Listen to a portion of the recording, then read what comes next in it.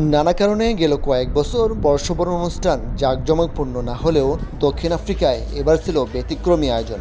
আতশবাজি আর নানা আয়োজনে নতুন বছরকে স্বাগত জানায় দেশটি।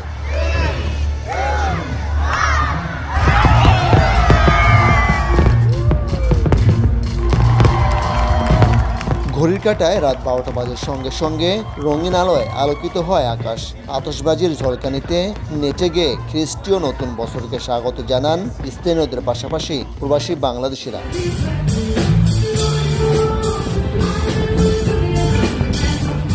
আমরাও আসছি এই নতুন বর্ষকে বরণ করার জন্য এবং পুরনো বর্ষকে বিদায় দেওয়ার জন্য। বর্ষবরণের নববর্ষ উদযাপনের জন্য আমরা এখানে আসছি দূর দূরান্ত থেকে। বিশেষ করে সবাই এই টাইমটার মধ্যে আসে।